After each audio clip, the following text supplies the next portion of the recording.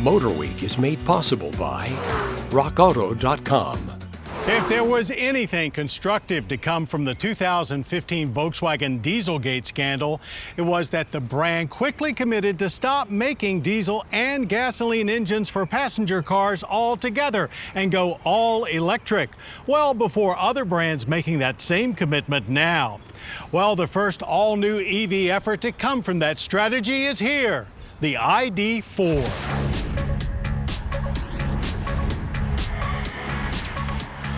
Volkswagen is eager to show you their ID. Lots of them actually, as ID is their new sub-brand of fully electric vehicles.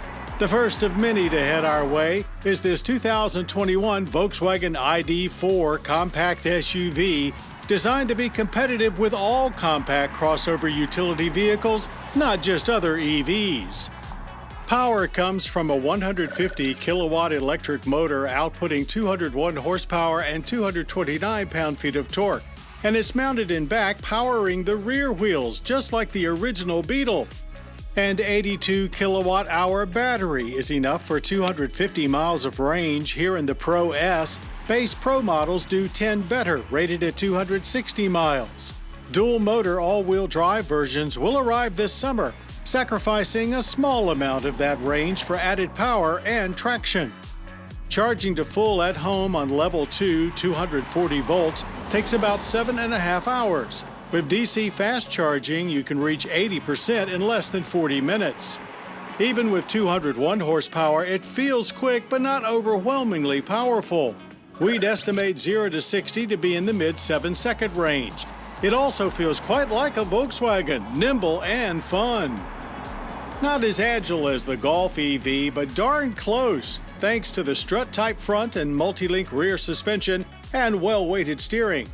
Expected eco, comfort, sport, and custom drive modes are in place, and when in drive, there's a very customary feel to everything. When you lift off the throttle, the ID.4 will coast freely. Switch to B to dial up the regen braking, but it doesn't get quite to that aggressive one-pedal driving level. Rear brakes are actually drums, which have less drag than disc and are also more effective at recouping energy. For an EV, the ID.4's look is quite traditional and also quite interesting. A hint of a grille between the headlights, along with a large VW logo, avoids the super smooth face of many EVs. In back, there is a traditional liftgate, as VW wanted the full capacity of a utility, not a tall hatchback. 19-inch wheels are standard, with 20s a part of the optional gradient package. The big spoiler, 3D shape of the taillight cluster, lower diffuser, and flush-mounted door handles are all designed to enhance airflow, helping efficiency and keeping things as quiet as possible for occupants. Most things inside the 5-passenger cabin are also familiar, except maybe the shifter, mounted on a bracket off the gauge panel housing behind the steering wheel. It's not super intuitive, but once you've figured it out, it works just fine. While some dash and door materials look inexpensive, front seat comfort is very good. There's lots of small item storage and rear legroom is plentiful, again typical VW. Cargo space is close to what you'll find throughout the compact crossover segment. 30.3 cubic feet behind the rear seats, 64.2 with them folded. 2 trims are available, Pro and Pro S, technically 3 if you count the already spoken for first editions. Plenty of standard equipment and safety features with Pro, including power seats, plus heat for those seats and the steering wheel, and dual-zone climate.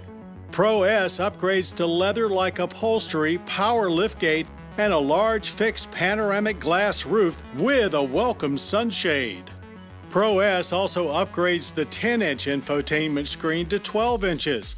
A secondary 5.3-inch screen replaces traditional gauges and keeps you from having to look at the center stack for everything. No real complaints here other than having to use the central touchscreen for too many things. Volkswagen's new IQ Drive safety suite includes standard lane keeping, forward collision mitigation, and even adaptive cruise control. Government fuel economy MPG-E ratings are 104 city, 89 highway, and 97 combined. Currently, the ID.4 starts at $41,190 before government rebates. That and a lower range base model coming later make it price competitive with many other compact utes. All-wheel drive, when available, will add $3,680 more. The ID.4 is not so much an EV as we've come to know them, more like just another crossover that happens to be powered by batteries. Similar to what we saw in hybrid vehicles not long ago when they stopped being unique vehicles and just another familiar powertrain choice. So, the 2021 Volkswagen ID.4 is not for people that want to stand out from the crowd, but rather for those who just want an all-around fine, well-thought-out, fun-to-drive vehicle for their daily task, and who are not afraid to embrace what's next.